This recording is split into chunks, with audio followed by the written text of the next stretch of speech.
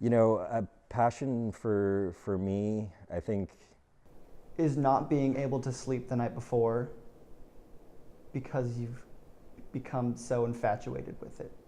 there's a sort of a moment where time just kind of slips away and you're just absolutely 100% focused on exactly what you're doing, and you know you're just moving and it becomes really really fluid. My family, my wife, my son, watching them do good things, watching students come back and never ceasing to be amazed at what they do after they get through with me. Music has been part of my life since I was born. My grandmother was a concert pianist and music teacher in Boston, and my mom has been playing music my entire life. So it's something I grew up around and was just sort of a natural part of my own youth. I came into film. I took an introductory film course in high school because I needed an art credit, and I fell in love immediately with it. I just really enjoyed being able to capture something and then show it to anyone that I wanted to. And I really like the creative process of figuring out what you want to shoot, where you're going to shoot it, who you're going to shoot it with, and what you need there, and like just to get a message across. I love being in class. I think no faculty member enjoys the administrivia of class, grading all the papers and all that type of stuff. But I just love being in class, working with students, and that is fun. I'm still teaching that. I think it's when I'm able to create a piece or an environment or something that gives people the opportunity to come and experience something and sort of creates a community for a short amount of time. You know, if it's an installation piece that I've done that people come and see and get to interact with, and or a musical performance that I put on that an audience comes and sort of shares an experience. You know, I love the idea of sort of creating a spontaneous, small community that gets to share an experience together. I find my work interesting because it's really accessible now.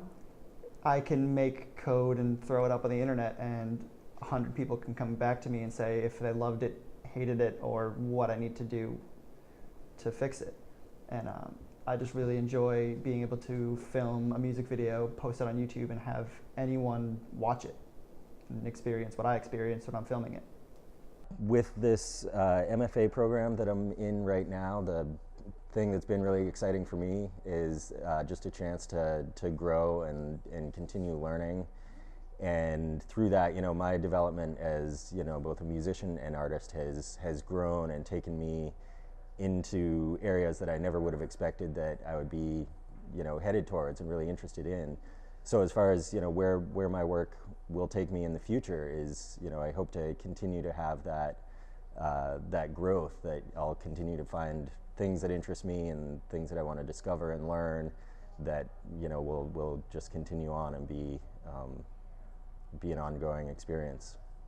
Well, when I write my music, I take every single I focus on something that's happened to me, whether it be good or bad, and I produce something based on that. So if something not that great happens to me, I go and I write really aggressive rock music that just speaks what I've experienced.